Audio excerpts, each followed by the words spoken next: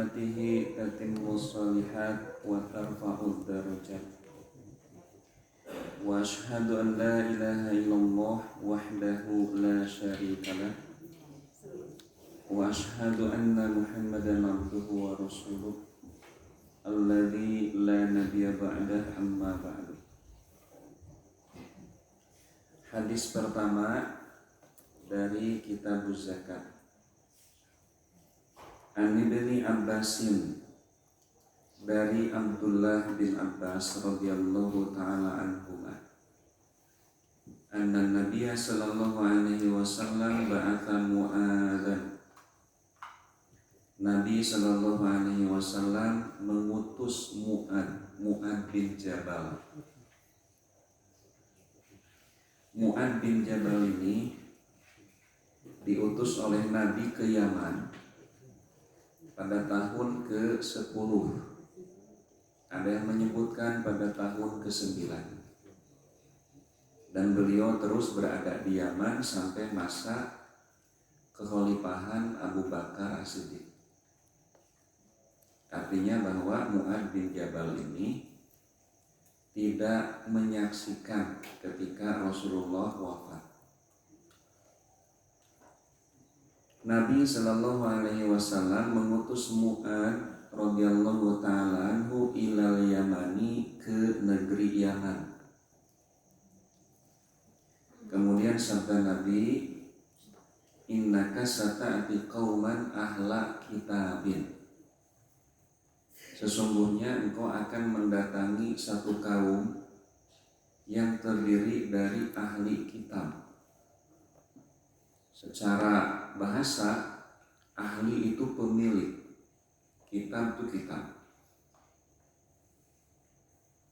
Yang dimaksud dengan ahli kitab di dalam Al-Quran, demikian pula di dalam hadis, adalah orang-orang Yahudi dan orang-orang Nasrani. Mereka disebut ahli kitab karena mereka ini menolak Islam, maka mereka disebut kafir. Dan karena mereka memiliki kitab suci, disebut kafir kitabi. Sementara kalau orang-orang Mekah, mereka menolak Islam, disebut kafir. Dan mereka menyembah berhala, bahasa Arabnya wasan, maka disebut kafir wasani. Jadi ada kafir kitabi, ada kafir wasani. Walaupun nanti seringkali untuk orang-orang kafir Mekah itu disebutnya musyrik, orang musyrikin Mekah. Nah, tapi dari sisi penolakan mereka terhadap Islam, mereka disebut juga kafir. Cuma untuk membedakan, kalau Yahudi Nasrani itu memiliki kitab samawi, kalau orang-orang kafir Mekah tidak memiliki kitab samawi. Jadi sekali lagi bahwa yang dimaksud dengan ahli kitab itu adalah Yahudi dan Nasrani. Dulu ya sempat Quraisy Shihab itu memaknai ahli kitab itu secara harfiah. Jadi ahli kitab itu yang memiliki kitab suci, mau Yahudi, mau Nasrani, Hindu, Buddha, nah itu ahli kitab. Nah tentu tidak seperti itu, karena kalau semua keyakinan yang memiliki kitab suci setidak-tidaknya menurut persepsi mereka disebut sebagai ahli kitab, nanti aliran kepercayaan pun bisa dimasukkan ke dalam kategori ahli kitab. Karena nanti aliran kepercayaan juga punya kitab suci. Innaka sata'ti qauman ahla kitabin. Engkau akan mendatangi satu kaum yang terdiri dari ahli kitab, Yahudi dan Nasrani. Nah, kenapa di Yaman itu banyak Yahudi dan banyak Nasrani sampai sekarang? Walaupun nanti di daerah Timur Tengah, negara yang paling banyak Yahudinya tentu selain Israel itu adalah Iran. Nanti di akhir zaman itu akan turun Dajjal dan diikuti oleh 70.000 Yahudi Isfahan. Jadi orang-orang Yahudi datang ke Yaman. Nanti juga ada yang datang ke Madinah. Karena di dalam kitab suci mereka telah dinubuatkan akan turunnya Nabi akhir zaman. Jadi mereka itu satu kaum yang paling banyak mendapatkan rahmat berupa diutusnya Nabi. Kata Abdullah bin Abbas, semua Nabi itu dari kalangan Bani Israel, kecuali hanya 10 Nabi saja yang bukan Bani Israel. Setidak-tidaknya nanti Nabi yang wajib kita ketahui, yang jumlahnya 25. Sementara jumlah Nabi dan Rasul Allah itu ratusan. Jadi dari jumlah yang ratusan itu hanya 10 yang bukan Bani Israel. Selebihnya itu dari Bani Israel. Dan Nabi-Nabi terdahulu diutus oleh Allah untuk mendakwahi kaumnya. Artinya bangsa Bani Israel atau Yahudi ini yang paling banyak diutus Nabi kepada mereka. Bahkan nanti pada satu masa ada 2 sampai ada 3 Nabi. Yang satu masa itu Nabi Zakaria, Nabi Yahya, dan Nabi Isa. Itu satu masa. Dari 3 Nabi ini Nabi Yahya dibunuh, kemudian Nabi Zakaria juga dibunuh. Nabi Isa setidak-tidaknya dikejar-kejar untuk dibunuh. Menurut versi mereka dibunuh di kayu salib. Jadi orang-orang Yahudi bekerja sama dengan tentara Romawi atau pasukan Bizantium untuk menangkap dan menyalib Nabi Isa. Tapi menurut versi Al-Quran tidak. Makanya ada istilahnya anekdot bahwa tentara yang paling hebat sedunia itu tentara Romawi. Tuhan saja ditangkap. Tidak ada yang lebih hebat dari itu, gitu ya. Tuhan saja ditangkap. Nah, Nabi Isa itu Nabi terakhir dari kalangan Bani Israel. Nah, setelah 600 tahun masa patroh tidak ada kenabian, mereka merindukan seorang nabi, dan di dalam kitab suci mereka memang dinubuatkan akan diutus nabi akhir zaman. Nah, mereka menyebar, ada yang ke Yaman, ada yang ke Madinah, karena menurut prediksi mereka di antara 2 tempat ini nabi akhir zaman itu akan diutus. Dan sesuai tradisi juga mereka berharap bahwa nabi akhir zaman pun akan diutus dari Bani Israel. Cuma perkiraan mereka meleset, nabi akhir zaman itu bukan dari Bani Israel tetapi dari Bani Ismail. Nanti inilah yang menyebabkan mereka menolak kenabian Nabi Muhammad. Jadi dari semua nabi mereka mengakuinya, walaupun beberapa dibunuhnya, hanya ada 2 nabi yang mereka tidak pernah mengakui sampai sekarang. Satu Nabi Muhammad, orang-orang Israel itu tidak pernah mengakui Muhammad sebagai nabi. Yang kedua Nabi Isa, mereka tidak pernah mengakui Isa sebagai nabi sampai sekarang. Bahkan orang-orang Bani Israel ini mereka meyakini bahwa Isa adalah anak haram. Bahkan nanti orang-orang Yahudi menyebutkan bahwa orang Kristen itu menyembah berhala. Kan ada videonya kan, orang Kristen di Palestina diludahi oleh Yahudi itu.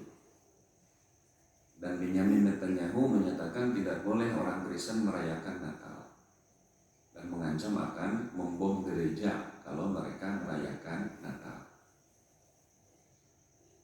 tapi ini tidak menjadi berita besar gitu ya. Coba kalau ada organisasi di Indonesia yang melarang orang Kristen merayakan Natal, pasti akan digoreng sampai garing 7 hari 7 malam. Nah, jadi sebenarnya tidak usah mengajari toleransi kepada umat Islam. Umat Islam itu begitu toleran. Yahudi gitu yang tidak toleran itu diludahi, sudah meludahi, mengatakan Tuhan mereka sebagai anak haram, dan Islam tidak pernah mengatakan Isa sebagai anak haram. Menuduh bahwa orang Kristen menyembah berhala.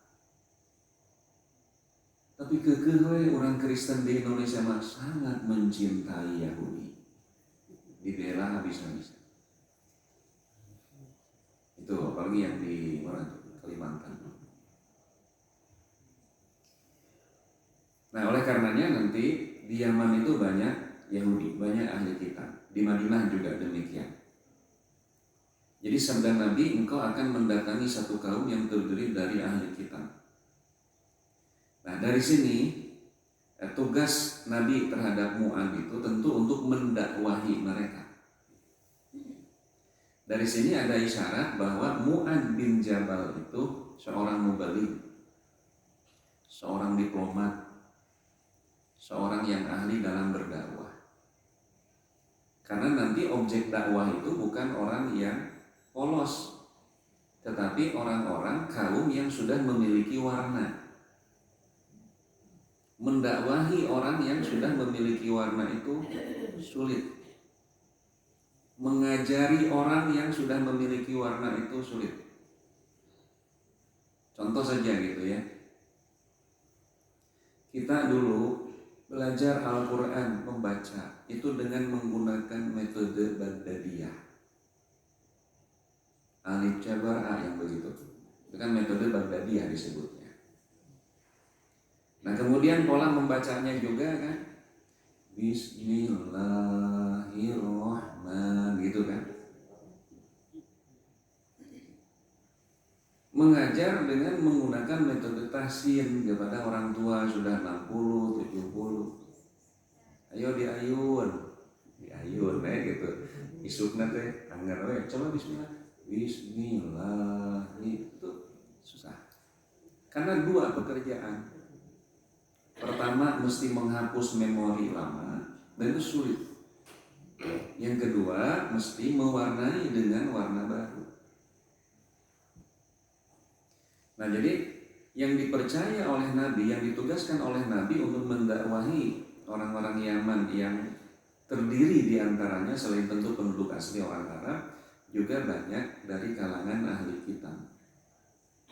Untuk mendakwahi ahli kitab yang dipercaya oleh Nabi adalah Mu'adz bin Jabal. Artinya di sini kita mendapatkan gambaran bahwa Mu'adz bin Jabal itu seorang ulama.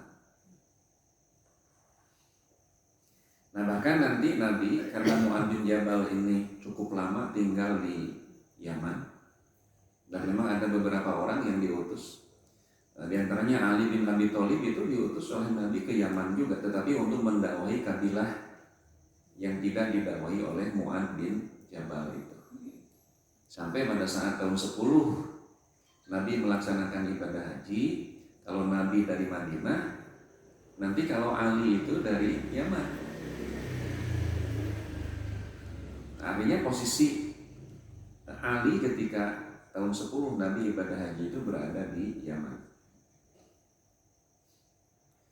Jadi Nabi pernah bertanya kepada Mu'adz demikian, wahai Mu'adz, apabila di Yaman nanti kamu menemukan satu permasalahan, dengan apa engkau akan memutuskan? Kata Mu'adz, aku akan mencari jawabannya di dalam Al-Quran. Jika kamu tidak menemukan jawabannya di dalam Al-Quran, jika aku tidak menemukan jawabannya di dalam Al-Quran, maka aku akan mencari hadis Nabi, perbuatan engkau, sabda engkau yang bisa menjadi jawaban. Kalau engkau tidak menemukannya di dalam hadis Nabi, Karena mungkin masalah-masalahnya kalau istilah sekarang masalah kontemporer. Walaupun sebenarnya setiap kejadian yang terjadi di zaman sekarang itu pasti ada kejadian di zaman Nabi yang mirip dengan kejadian sekarang. Contoh gitu ya, bolehkah berkhutbah dengan menggunakan ini pengeras suara? Pertanyaannya kan begitu. Yang pertama, perlu ada pemisahan. Mana wilayah ritual, mana wilayah muamalah. Pengeras suara itu wilayahnya wilayah muamalah, bukan wilayah ibadah. Urusan muamalah itu Nabi memberi kebebasan. Antum a'lamu bi umuri dunyakum, kalian lebih tahu daripada aku tentang urusan keduniaan kalian. Jadi Islam memberikan kebebasan, silahkan urusan keduniaan atur oleh kalian sendiri. Silahkan berinovasi, membuat perkara-perkara yang baru itu silahkan dalam urusan keduniaan. Tapi fa'in kana min amri dinikum, kalau satu urusan itu termasuk urusan agama kalian, fa ilayya, akulah contohnya. Jadi dengan fakta pertama ini tidak ada perlunya mempermasalahkan masalah pengeras suara. Ari pengeras suara bid'ah tidak gitu ya. Nah kita posisikan dulu pengeras suara itu urusan muamalah atau urusan ritual ibadah. Kalau urusan muamalah dan memang termasuk urusan muamalah, tidak ada soal gitu. Mau pakai yang kecil, mau pakai nempel di sini, mau pakai toa, mana ya. Dan teman muamalah. Nah, tetapi kalau kita berdiskusi gitu ya masalah bid'ah itu, bagi sebagian orang bid'ah itu alergi, sedikit bid'ah begitu, alergi orang itu, padahal bid'ah itu satu perbuatan yang wajib diketahui, wajib dijelaskan karena ini bahaya sekali. Nabi menyatakan dalam hadis riwayat Ibnu Majah, Allah tidak akan mengampuni, tidak akan menerima taubat ahli bid'ah melainkan setelah dia meninggalkan perbuatan bid'ahnya itu. Dan pelaku bid'ah ini lebih berbahaya dari pelaku kriminal pencurian misalnya. Kenapa? Karena orang yang mencuri, dia menyadari, merasa bahwa apa yang dia lakukan itu salah. Makanya mereka sembunyi-sembunyi. Tapi pelaku bid'ah itu tidak merasa bersalah. Tapi justru mereka merasa sedang melakukan ibadahnya, itu bahayanya. Makanya kalau pencuri digaruahkeun gitu ya, bangsa lupa. Tapi kalau ahli bidah diingatkan, kadang-kadang menghampiri dan memukul karena merasa dilarang beribadah. Nah sampai nanti kadang-kadang tidak nyambung antara materi yang sedang dibahas dengan contoh yang disodorkan. Ini sedikit-sedikit bidah, sedikit-sedikit bidah. Pengeras suara juga ini bidah. Karena di zaman Nabi tidak ada pengeras suara. Itu padahal sebenarnya terlepas dari pengeras suara ini urusan muamalah keduniaan, di zaman Nabi sudah ada pengeras suara itu. Ketika Nabi sakit di akhir hayatnya selama 12 hari, tapi 4 hari terakhir sangat parah sakit Nabi itu, sampai beliau tidak bisa mengimami orang berjamaah di masjid. Lalu Nabi menugaskan agar Abu Bakar mengimami orang-orang, menggantikan posisi Nabi. Malam Senin, waktu Isya, Nabi merasa lebih ringan sakitnya itu. Nabi berwudu kemudian pingsan. Setelah siuman berwudu lagi kemudian pingsan. Siuman berwudu lagi. Lalu Nabi dibawa masuk ke masjid, diapit oleh dua orang, oleh Ali bin Abi Thalib dan oleh paman beliau Al-Abbas. Digandeng oleh dua orang. Kata Aisyah, aku melihat kedua kaki Nabi menggaris tanah. Itu ringan.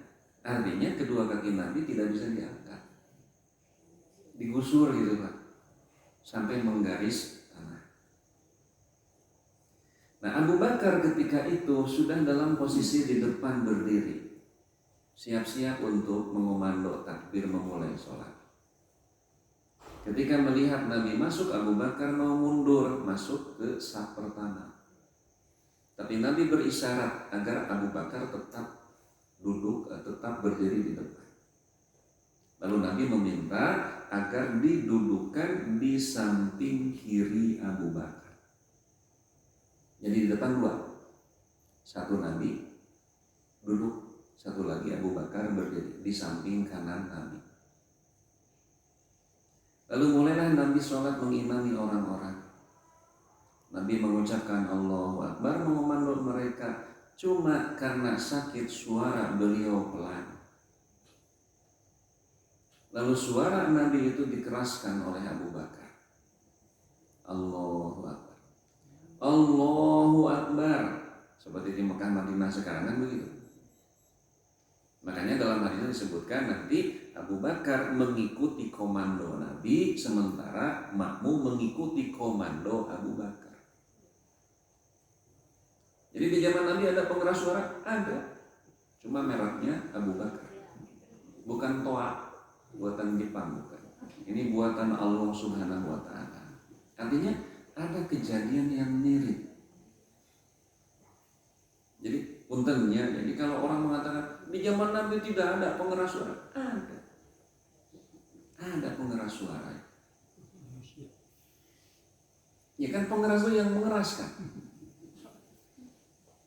Sampai nanti Imam Al-Bukhari, kalau beliau mengajar itu, khutbah ceramah lah kalau di kita, itu yang hadirnya itu sampai 70.000 orang. Satu stadion itu.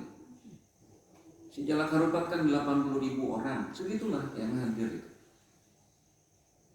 Padahal tidak diiklankan di medsos kita. Kalau sekarang kan iklan di medsos itu ya, dikeprak gitu.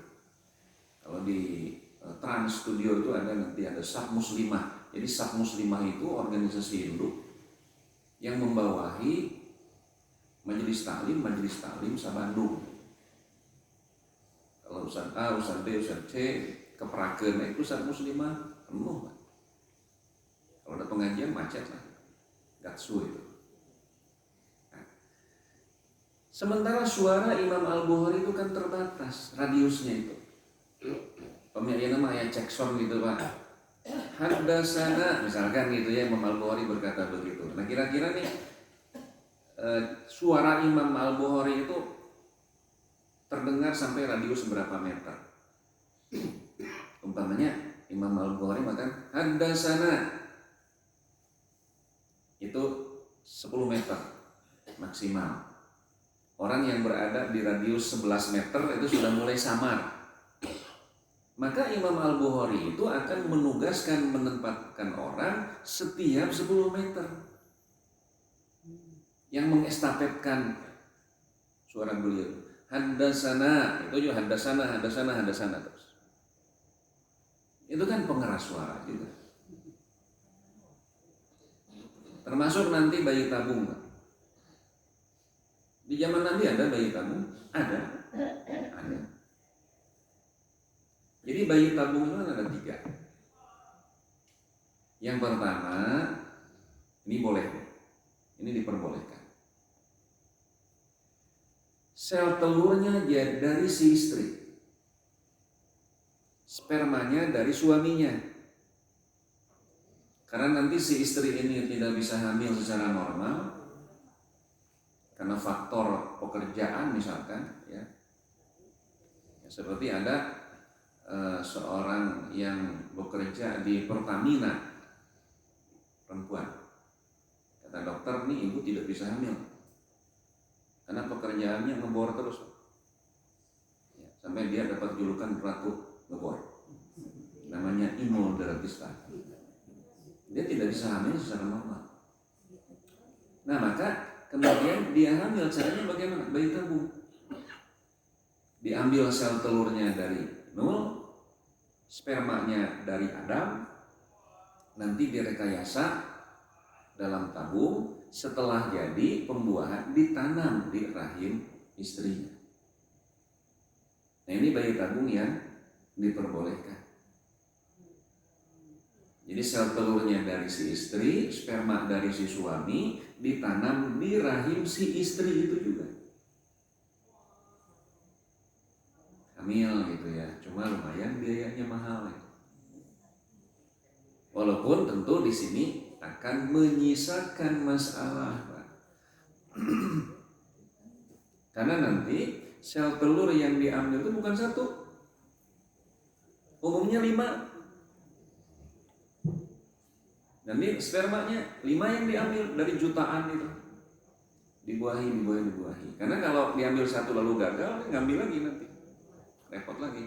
Udah 5 gitu, dibuahi. Jadi semuanya, Pak. Nanti ditawarkan kepada si ibu ini mau ditanam berapa? 3 sekalian, kembar, Pak. Cuma kembarnya tidak identik. Kenapa? Karena tidak satu telur. 2 ya sudah 2. Satu saja dok yang ditanam gitu ya. 1. Bagaimana nasib yang 4? Padahal sudah hidup. Tetap menyisakan masalah. Tapi secara hukum itu diperbolehkan. Tidak masalah, bukan yang sisanya, kita tidak bahas yang 4 itu. Nah, itu bayi tabung jenis pertama. Bayi tabung jenis kedua, spermanya dari suami si A, sel telurnya dari istri si B. Setelah terjadi pembuahan, ditanam di rahim si C. Sewa rahim. Nah, ini haram. Ya, kenapa? Karena akan terjadi ketidakjelasan dalam silsilah keturunan. Jadi spermanya dari si A, suami, sel telur dari si B, istri, ditanam di rahim si C. Lahirlah nanti seorang anak, taruh si D namanya. Jadi pertanyaan, si D anak siapa? Itu ya. Padahal dalam Al-Quran disebutkan bahwa ibu itu adalah yang melahirkan. Nah, sampai di Amerika sempat ada orang yang menyewakan rahimnya, tapi setelah dia melahirkan anak, naluri keibuannya keluar, dia tidak mau menyerahkan anaknya itu, karena saya ibu. Ini haram hukumnya tipe kedua itu. Ada lagi nanti bayi tabung tipe ketiga. Seorang istri punya suami atau lajang, sel telurnya dari dia, tapi spermanya dari orang lain yang bukan suaminya. Misalkan nanti kalau di Australia kan ada bank sperma. Jadi kalau ada orang ingin punya anak ahli matematika, cari saja sperma profesor matematika. Cuma tidak menggunakan nama, yang saya dengar itu menggunakan kode gitu, X misalkan. Nah, nanti direkayasa. Disuntikanlah mau di rahim dia, mau di rahim orang lain sewa gitu. Nah, ini sama tidak diperbolehkan. Termasuk juga nanti bagaimana kalau ada seorang perempuan suaminya sudah meninggal dunia, tiba-tiba dia ingin punya anak dari suaminya yang sudah meninggal dunia itu, datanglah ke bank sperma. Nah, ini juga sama tidak diperbolehkan. Nah, kemudian di zaman jahiliyah, kata Siti Aisyah, ada beberapa jenis pernikahan. Dan nanti semua jenis pernikahan itu dibatalkan oleh Islam kecuali hanya satu. Jadi nanti ada 1 perempuan, 10 laki-laki. Siapapun boleh datang, tapi ini ada KTA-nya, Pak. Ada kartu anggotanya. Tidak boleh sembarangan. Siapapun boleh datang, tapi mesti anggota. Ada lagi 1 perempuan tapi laki-lakinya tidak terbatas. Ini lebih dikenal istilah pelacur. Ada lagi 1 perempuan, 1 laki-laki tapi tidak dinikah. Itu kalau dalam surat An-Nisa atau Al-Maidah, akhdan disebut. Akhdan itu kalau kita memelihara laki-laki panggilan, laki-laki peliharaan. Istilah sekarang begitu. Ada lagi nanti begini, suami istri. Lalu ketika si istrinya bersih dari haid, si suaminya nyuruh sama istrinya itu, pergilah kamu temui si A. Kamu tidur di si A itu seminggu. Itu suami sampai begitu. Karena si A ini bangsawan, pinter, kasep gitu ya, untuk ini perbaikan keturunan. Tuh. Jadi si suami ini nyuruh sama istrinya, pergi kamu ke si A, kamu tidur di si A selama seminggu. Minta dibuahi, itu disebutnya nikah istibdo, minta dibuahi. Nah setelah seminggu pulang, diperiksa. Kalau ternyata istrinya itu tidak haid, dalam artian hamil, maka suaminya itu tidak mencampuri dia sampai melahirkan. Atau tetap alhamdulillah saya bakal buka budak turunan gitu ya. Mari apa saja budak batur. Itu. Nah ini adalah bayi tabung jenis ketiga kalau sekarang. Kan dari orang lain bibitnya. Cuma kalau sekarang secara ilmiah, kalau dulu mah alamiah langsung. Nah artinya bahwa setiap kejadian-kejadian sekarang pasti ada kejadian-kejadian yang mirip di zaman Nabi. Nah walaupun nanti juga ada hal-hal yang betul-betul tidak terjadi di zaman Nabi, maka disinilah yang diperlukan ijtihad. Bagaimana hukumnya transplantasi organ babi kepada manusia? Karena dari semua hewan yang sangat mirip dengan manusia itu babi. Sampai nanti kalau ginjal gitu ya, bagaimana hukumnya transplantasi jantung misalkan, jantung babi dikemanusiakan? Karena itu sangat mirip. Ya, karena gitu babina paeh gitu ya, dibunuh dulu. Tapi kalau manusia hiji-hijina gitu, abdi bade ngandorkeun jantung ya, maot atuh. Nah muncul permasalahan bagaimana hukumnya transplantasi dari organ babi ke manusia. Ya kan babi teh haram, gitu kan? Muncul pertanyaan-pertanyaan itu. Kan babi haram. Sekarang begini, kalau darah haram tidak? Haram. Haram di apa? Kalau ditransfusikan? Dimasukkan ke tubuh kita tapi melalui transfusi. Haram tidak? Babi haram? Haram. Haram di apa? Nah itu kalau dicangkok kan tidak dimakan. Dulu gitu ya, kalau mau umroh itu mesti vaksin meningitis wajib. Sekarang kan sudah tidak. Nah dulu ada bahan yang haram divaksin meningitis itu. Nah sampai karena protes umat Islam, piraku orang terkait ibadah sebenarnya, ini haram. Sampai nanti ada lagi produk baru yang apalah istilahnya katalisatornya itu dari sapi. Nah dulu di kakak itu disuntik meningitis tuh, yang dekat pusdai itu.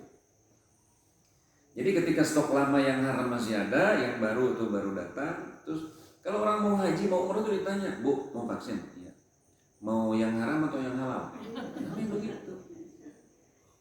Kalau yang haram berapa? 250. Kalau yang haram berapa? 450. Namanya begitu.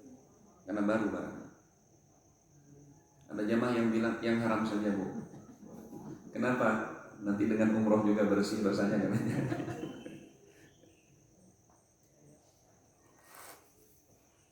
Nah jadi permasalahannya pasti ada yang mirip ataupun ada yang benar-benar tidak mirip sama sekali. Nah maka kata Nabi, kalau tidak ditemukan di Quran bagaimana? Saya akan cari di hadis. Kalau di hadis saya temukan fa'ajtahidu ra'yi, maka aku akan berijtihad, mencurahkan segenap kemampuan berpikir aku untuk melahirkan satu produk hukum. Maka Nabi menepuk bahu Mu'adz bin Jabal berkah utusan-utusan Rasul. Nah, makanya nanti ini jadi metodologi dalam istinbatul ahkam. Kalau ada satu permasalahan yang muncul, kita mau cari jawaban dari mana? Quran. Quran dulu. Kalau tidak ada, hadis. Kalau tidak hadis, bagaimana kaul sahabat? Kalau tidak ada, bagaimana perkataan tabi'in? Jadi urutannya dari atas, Pak. Nah, tapi ada juga ya ketika terjadi permasalahan yang muncul itu dari bawah dulu. Misalkan masalah mikot, Jeddah mikot bukan cari di Quran lalu di hadis, bukan. Bagaimana kaul ulama? Kaul ulama dulu. Padahal kalau kita melihat peristiwa dialog Nabi dengan Mu'adz, maka nanti urutan dalam penetapan hukum itu Quran, kalau tidak ada di Quran, di hadis, kalau tidak di hadis, bagaimana fatwa sahabat. Nah kemudian sabda Nabi kepada Mu'adz ini membekali ya, pertama mesti siap mental, siap ilmu, karena objek yang akan kau dakwahi bukan orang-orang polos, tapi ahli kitab yang terkenal ngeyel gitu ya. Tapi kalau sudah mereka menerima Islam sangat luar biasa. Ud'uhum ila syahadati an la ilaha illallah wa anni rasulullah. Serulah mereka untuk meyakini bahwa tidak ada Tuhan kecuali Allah dan aku adalah utusan Allah. Karena orang Yahudi itu punya keyakinan bahwa Allah itu punya anak namanya Ijra atau Nabi Uzair. Orang Nasrani meyakini Allah punya anak namanya Isa. Orang kafir Mekah meyakini Allah punya anak perempuan, malaikat. Jadi mereka meyakini bahwa malaikat itu anak perempuan Allah. Makanya nanti Yahudi, Nasrani atau orang-orang Mekah yang menolak Islam, dari sisi penolakannya mereka disebut kafir, dari sisi menduakan Allahnya mereka disebut musyrik. Nah makanya nanti Umar mengatakan bahwa tidak boleh menikahi wanita-wanita Nasrani. Kemusyrikan apa yang lebih besar daripada keyakinan yang mengatakan bahwa Allah punya anak? Yaitu Isa. Nah gitu ya. Nah walaupun nanti ada Kristen itu kan ada Kristen Ortodoks. Kristen Ortodoks itu relatif lebih dekat kepada Islam. Apabila mereka menerima poin pertama, mereka mengucapkan 2 kalimat syahadat, meyakini tidak ada Tuhan kecuali Allah dan Muhammad adalah utusan Allah. Fa'alimhum, maka ajarkan kepada mereka bahwa Allah telah mewajibkan sholat 5 kali dalam sehari semalam. Nah, karena ternyata ajaran nabi-nabi mereka yang asli gitu ya, sami sholat. Kalau Yahudi diajarkan sholat. Nasrani diajarkan sholat. Makanya kan Nabi Isa yang tadi dalam surat Maryam yang saya baca, wa ausani bisolati, belum lanjutannya, wa ausani bisolati wa zakati ma dumtu hayya. Allah mewajibkan kepadaku untuk sholat dan zakat selama aku hidup. Ketika Nabi di Isra Mi'raj kan, Nabi ketemu kan dengan Nabi Musa. Lalu ketika Nabi turun, Nabi Musa tanya, apa yang diwajibkan oleh Allah kepadamu? Allah mewajibkan kepadaku sholat. Berapa kali sehari semalam? 50 kali. Kata Nabi Musa, balik lagi, minta dikurangi. Sampai akhirnya setelah beberapa kali Nabi kembali menemui Allah minta dikurangi, akhirnya jadi 5. Nabi Musa kan tetap mengatakan minta dikurangi. Umatku saja yang secara fisik lebih kuat daripada umatmu tidak sanggup sehari semalam 5 kali sholat. Nabi menyatakan, aku malu untuk terus bolak-balik minta dikurangi. Akhirnya ditetapkan saja 5 kali salat sehari semalam, tapi pahalanya 50 kali. Karena 10 kali lipat. Artinya bahwa umat Nabi Musa juga sholat. Makanya kalau kita lihat ada Kristen Ortodoks Suriah, sholat mereka itu. Bahkan berjilbab juga. Cuma ketika sholatnya, Allah Akbarnya gituan. Nah, mau sholat tapi ada lambang. Disebut ini Islam sesat, nah bukan. Ternyata itu Kristen Ortodoks Suriah. Karena memang jilbab itu juga ajaran mereka. Semua Nabi dan Rasul mengajarkan untuk berjilbab. Makanya coba lihat patung Bunda Maria. Berjilbab rapi. Nah cuma kadang-kadang gitu ya, kalau misionaris itu di dalam berdakwah menggunakan sistem adaptasi. Agar lebih dekat begitu mereka yang sama. Sampai di satu tempat itu ada Bunda Maria, patungnya itu pakai kemben. Agar gitu 5 gitu oleh penduduk. Jadi kan sama ya, Bunda Maria juga pakai kemben gitu. Nah gitu ya. Nah kemudian fa'in atauka, apabila mereka menaati kamu, menerima. Poin kedua, sholat.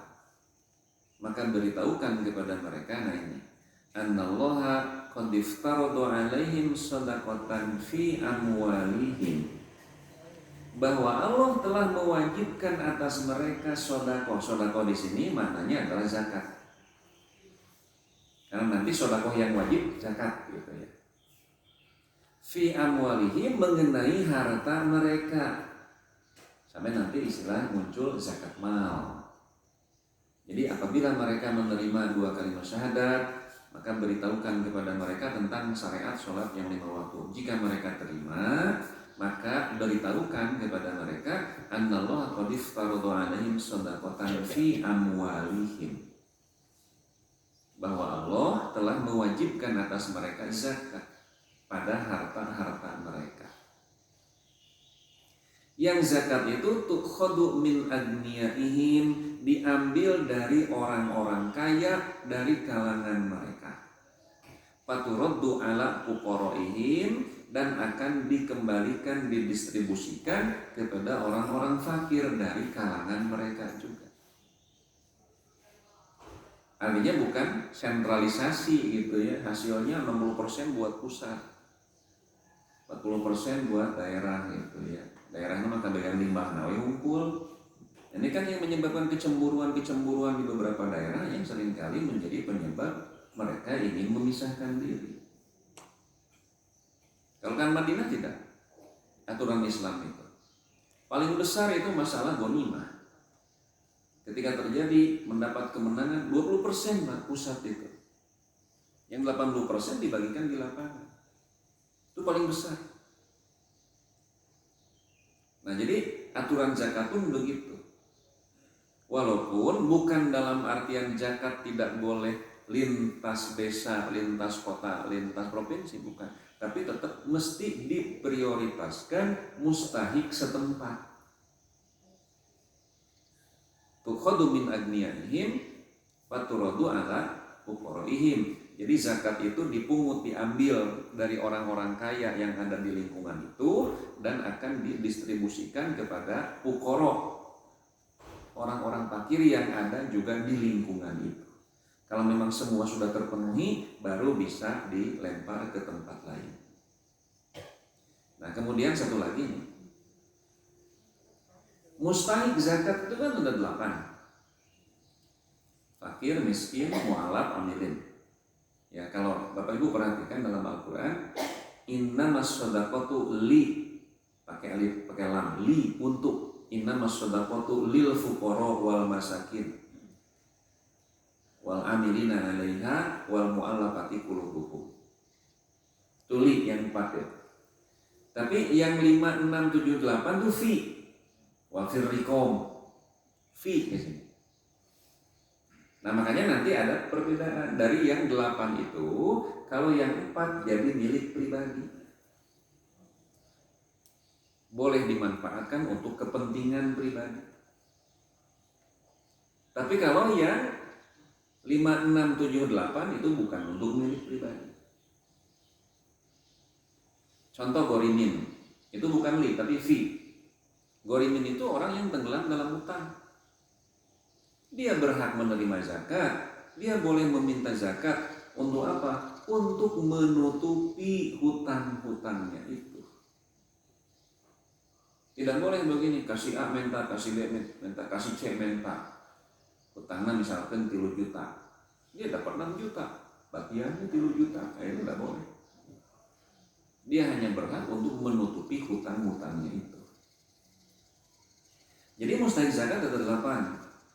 Fakir, miskin, kemudian amilin, mu'alaf, riqab, gorimin, kemudian sabilillah dan ibnu sabil.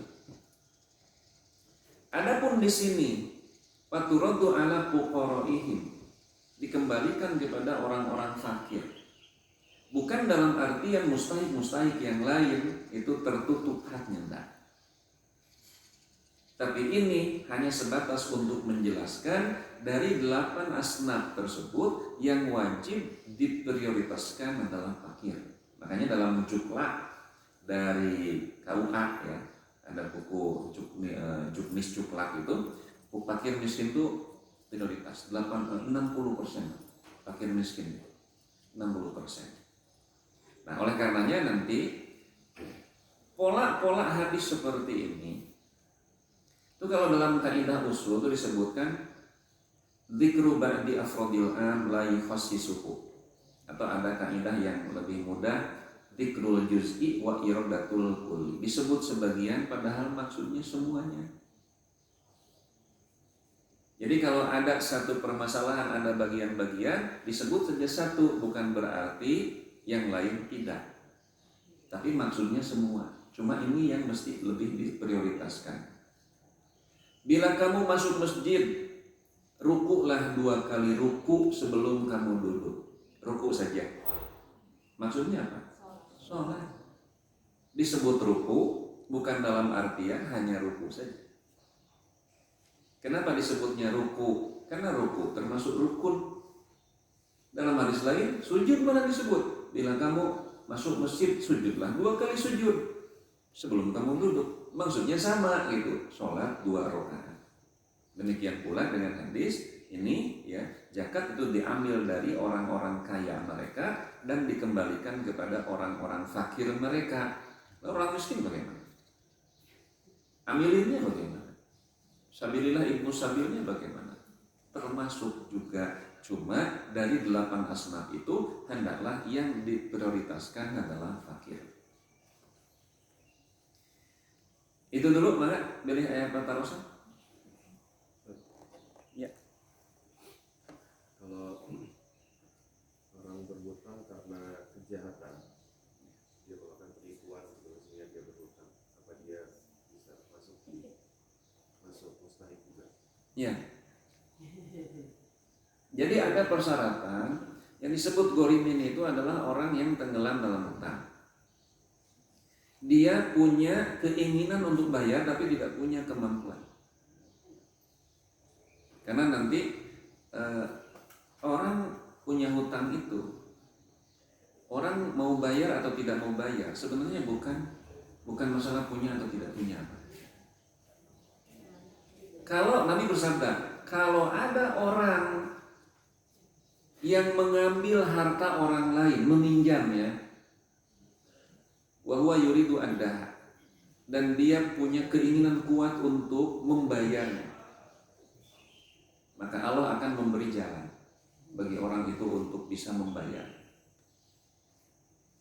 Tetapi siapa yang mengambil meminjam harta orang, yuridu itlafaha, dan dia ingin membinasakan harta itu, maksudnya tidak ada niatan untuk membayar. Jadi ada orang meminjam, diniatannya mau bayar, maka orang itu termasuk salah satu di antara pencuri. Jadi kalau orang nganyuk, nginjem tapi diniatan teu bayar, bangsa. Betul, pencuri orang itu. Kemudian nanti yang disebut gorimin itu betul-betul tidak punya kemampuan. Tapi kalau gitu punya hutang 100 juta, rumahnya punya 3, mobilnya juga punya 3, itu bukan gorimin, itu mah ada aset, jual saja 1 kan, mau mentak sengsara. Tapi walaupun kembali lagi, jadi mayar hutang mah bukan masalah punya atau tidak punya, niat tidak ya. Ai hutang teu mayar, ai tahun baru ka Pangandaran 3 putih. Kan banyak yang begitu. Hese karena hutang mah. Ari ulin geura ini gaya gitu. Nah, kemudian syarat lain untuk gorimin itu, dia tenggelam dalam hutang bukan karena kemaksiatan. Abdi teh gorimin sabaraha hutangna 100 juta. Kunaon eleh judi, nah sudah tidak bisa itu ya, kalah judi tidak bisa. Ya kan orang kalau judi itu daya hayalnya judi itu ya. Dulu sempat ada jamaah haji namanya Habib Asgar, artis Pak, Habib Asgar turunan Pakistan. Nama artisnya Hengki Tornado. Dia itu tukang judi Pak. Dia sendiri yang bilang, saya ini tukang judi. Saya judi di Singapura, sampai uang saya habis Pak. Untuk tiket pulang saja tidak punya. Lalu ada teman sama-sama penjudi, itu kasihan, dikasih uang buat tiket pulang. Dia bilang, saya bukan pulang, duduk lagi di meja judi. Karena begitu, terus itu angan-angan itu. Sugan we nuka 2 mah, sugan we nuka 3 mah. Nah yang paling berbahaya bagi anak-anak itu sekarang judi slot Pak. Itu bisa dari HP. Tidak mahal, sekali pijit 400 rupiah. Tapi 1000 kali pijit. Dan itu buat ketagihan. Kalah sugan we menang, karena sugan we yang kemah itu. Kalah ratusan kali, menang sekali, rasanya menang. Coba. Makanya istilahnya tukang judi mah lamun menang sapedaeun tapi elehna sarodaeun. Itu kalau judi mancing mah galatamaan itu pakai lele dumbo. Siapa yang paling yang mendapatkan lele dumbo yang terberat itu kan, ada yang 10 kilo, ada yang 17 kilo kan. Hadiahnya Pansa, hadiahnya Innova. Tapi pendaftarannya berapa? Makanya ada orang yang dapat juara 1, dapat Innova, tidak menunjukkan rasa senang. Pak, Bapak kan juara 1, kenapa tidak senang? Karena kalahnya pun lebih banyak daripada hadiahnya, modalnya juga.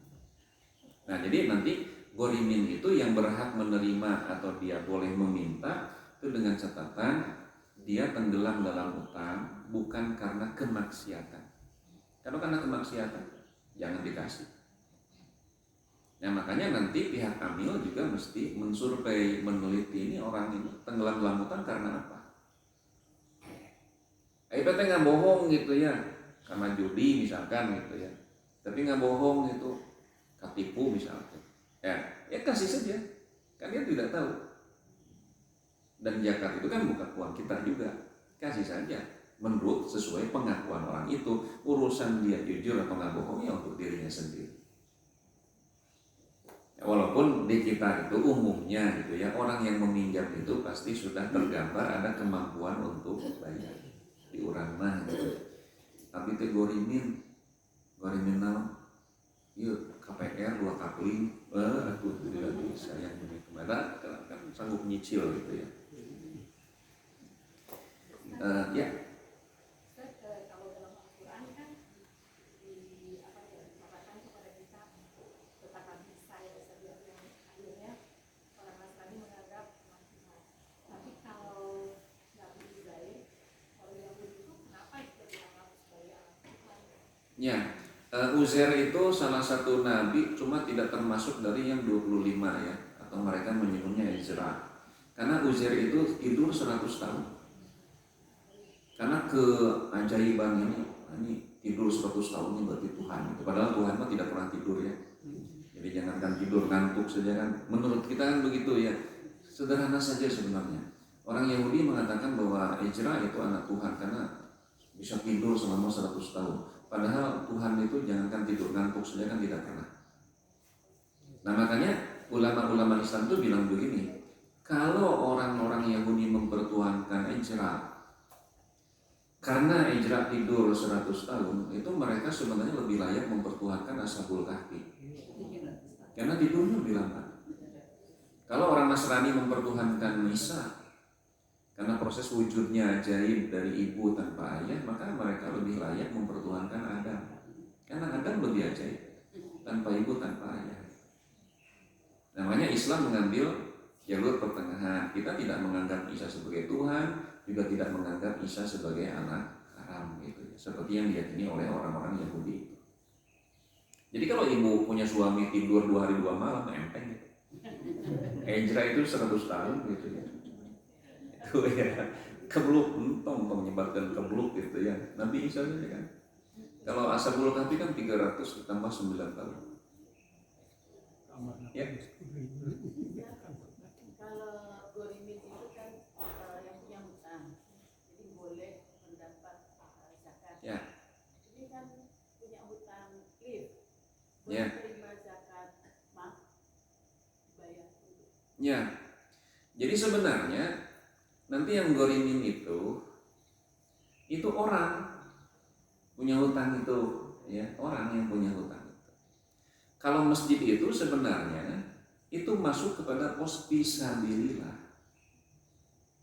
Ya sebenarnya dua gitu ya.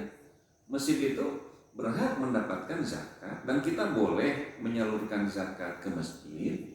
Satu, ke masjidnya sebagai fisabilillah. Yang kedua, karena lift belum dibayar, itu gorimin Pak. Gorimin gitu. Ini dari Umi Lela, bukan pertanyaannya, curhat, laporan gitu ya, memberitahu, mengingatkan bahwa kita masih punya hutang gitu. Nah gitu. Ya. Pak Ustaz, kalau waktu Rasulullah naik Isra Mi'raj kan Ya. ditemukan dengan beberapa nabi ya. Ya. Dalam Islam. Pertanyaannya gini, itu kan para nabi Rasul itu sudah wafat jauh sebelumnya. Ya. Tapi apakah mereka sudah dibangkitkan untuk bisa bertemu dan berkomunikasi? Sementara Ya. selama ini kita yang saya tahu bahwa sebelum makhluk hidup baru akan dibangkitkan setelah tiupan kedua. Ya. Pada saat itu kenapa Rasul bisa berkomunikasi dengan para nabi sebelumnya? Ya. Jadi pertama hadis ini sahih ya. Pertama itu sahih hadisnya. Riwayat Al-Bukhari, riwayat Muslim. Yang kedua, ini termasuk kepada perkara gaib. Sangat luar biasa. Sangat luar biasa kejadian. Kemudian yang ketiga, bahwa ruh itu ya, ruh itu. Kemudian yang keempat, bagi Allah tidak ada yang mustahil. Karena ini hadisnya sahih dan terjadi dialog itu. Ada orang bilang begini, Nabi ketemu dengan semua nabi, tapi ketika Nabi cari-cari Ahmad Mossadegh tidak ada. Nah, jadi inilah yang kenapa orang-orang menolak peristiwa Isra Mi'raj itu. Jangankan orang-orang kafir, sahabat-sahabat Nabi Muhammad saja banyak yang meragukan peristiwa Isra Mi'raj. Karena banyak peristiwa-peristiwa yang tidak bisa ditangkap oleh nalar, termasuk yang ditanyakan barusan.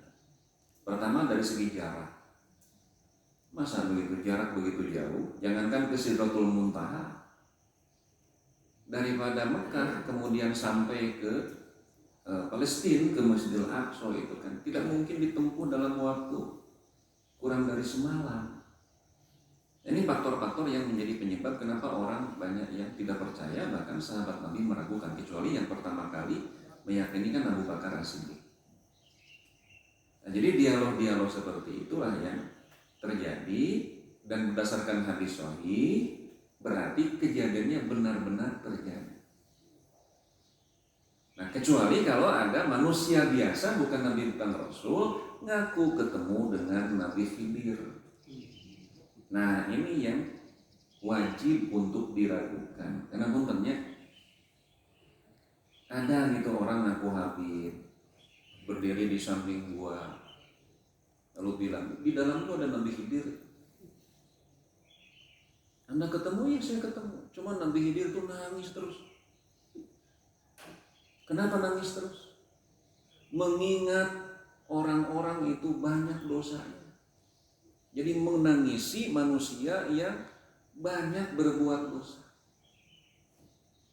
Dan Nabi Khidir berkata, yang di dalam gua itu, siapa yang datang berziarah ke gua ini, maka aku akan memohonkan ampunan kepada Allah untuk dosa-dosa orang itu. Ini bisnis pariwisata, supaya orang banyak datang ke sana. Terus kayak gambar gitu Pak, ujung-ujungnya apa? Ya sudah, udah gitu. Nah, jadi karena hadisnya memang sahih, bertemu, berdialog, artinya benar-benar bertemu, benar-benar berdialog. Apakah yang berjumpa itu ruhnya atau dengan jasadnya? Muncul lagi nanti permasalahan. Kenapa orang-orang jahiliyah, termasuk sahabat, meragukan peristiwa Isra Mi'raj? Kalau Nabi yang berangkat itu ruhnya saja, itu tidak akan jadi permasalahan yang besar. Kalau ruhnya yang berangkat, artinya ketidakpercayaan orang kafir dan keraguan sebagian sahabat Nabi, karena nanti yang berangkat bukan hanya ruhnya. Makanya Al-Quran itu menyebutkan bi'abdihi amdun. Amdun itu fisik. Jadi intinya ini hadisnya sahih, berarti benar-benar dialog itu terjadi dan ketemu secara fisik. Karena Nabi melihat secara fisik. Kalau ruh kan tidak bisa dilihat. Ketemu dengan Nabi Adam, kemudian ketika Nabi Adam melihat ke sebelah kiri menangis, ketika melihat ke sebelah kanan tersenyum. Terjadikan dialog itu. Tapi ada hadis yang mengatakan kalau Nabi itu meninggal itu tidak diam aja dalam keadaan selalu bersujud gitu. Itu kan berarti menandakan bahwa kematian seorang Nabi itu dalam keadaan selalu beribadah. Apa ini bisa dianalogikan dengan masih hidup? Iya. Jadi secara jasadiah itu meninggal. Jadi yang disebut meninggal itu ruh terlepas dari jasad. Siapapun, mau manusia biasa mau nabi, walaupun nanti ada nabi yang belum meninggal dunia seperti Nabi Isa. Nah, gitu, Nabi Isa dikuburkan di mana? Belum. Karena Quran menyebutkan wa rafi'uka ilayya, aku angkat engkau kepadaku, dan nanti di akhir zaman akan turun. Yang nanti tugas Nabi Isa itu diantaranya adalah membunuh Dajjal itu. Nah, jadi artinya bahwa apakah Nabi selalu beribadah kepada Allah? Kalau sudah meninggal selesai. Makanya dalam hadis bahwa idama al-insanu in qata'a anhu amalu. Kalau sudah meninggal sudah terputus amalnya. Artinya seorang nabi sekalipun setelah meninggal dunia sudah selesai, tidak dikenai lagi kewajiban untuk melakukan atau kewajiban untuk meninggalkan satu perbuatan. Nah, oleh karenanya nanti orang yang meninggal itu ada yang disebut mustarih, orang yang istirahat dari kesibukan dunia, apa yang sifatnya muamalah, demikian pula yang sifatnya ibadah. Nah, cuma nanti tetap saja kalau orang soleh itu bukan dalam arti yang setelah meninggal itu terus beribadah, bukan. Tapi setelah meninggal pun tetap itu dianggap sedang beribadah. Kenapa? Karena kesolehannya. Nabi Muhammad itu 63 tahun.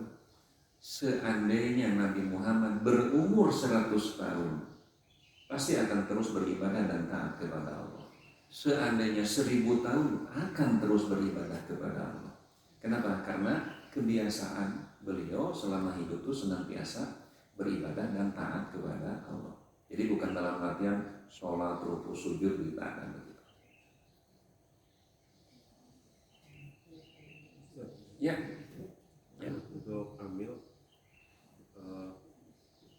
dengan pertimbangan untuk kebutuhan operasional gitu ya, dan meningkatkan jumlah zakat yang bisa dikumpulkan, bisa dikumpul.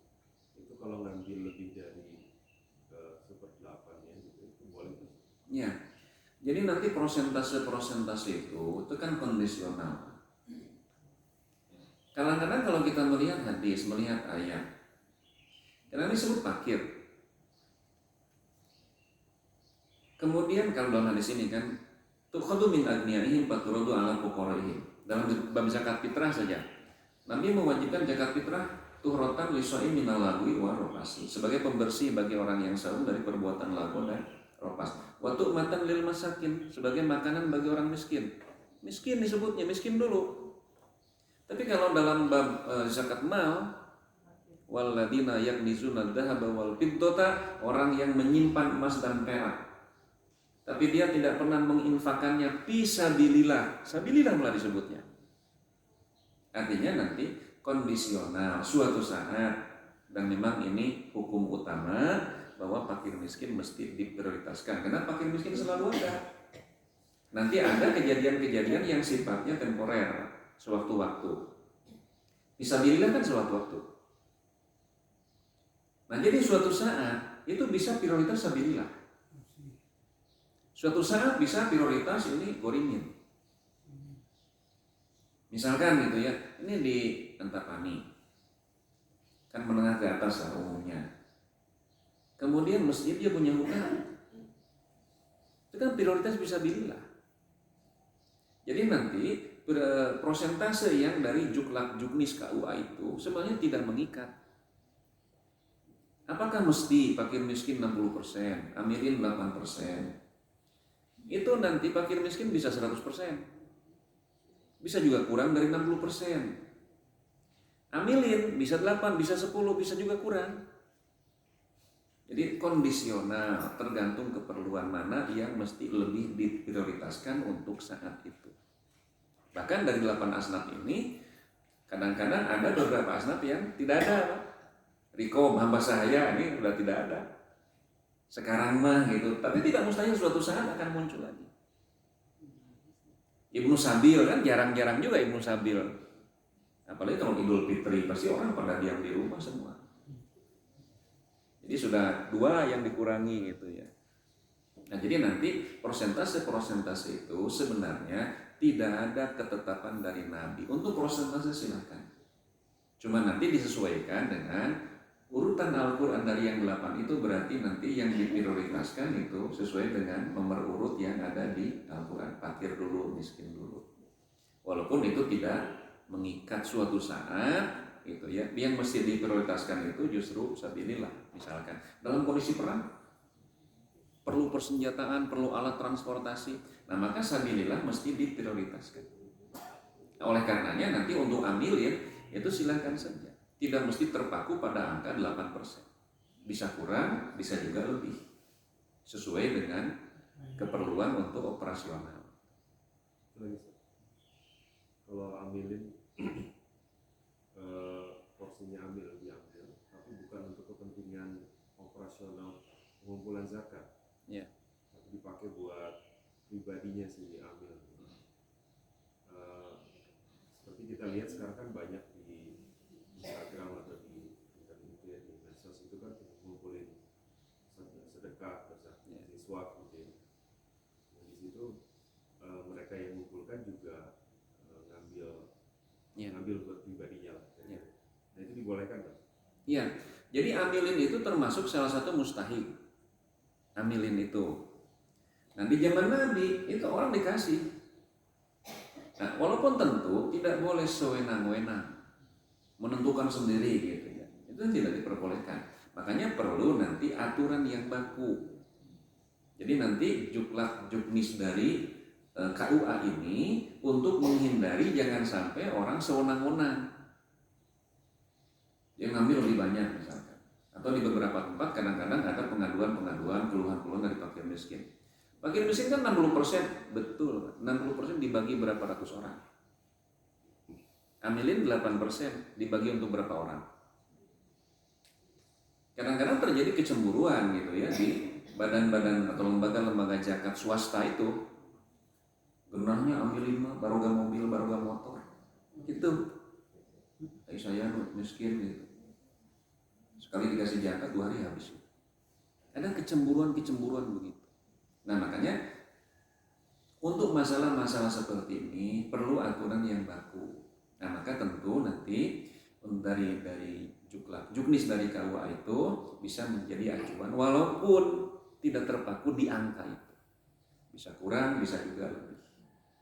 Dan nanti tanya coba istafti kolbaka, mintalah nasihat fatwa kepada hatimu. Pantas tidak kamu ngambil segitu sementara orang miskin yang mesti lebih diprioritaskan.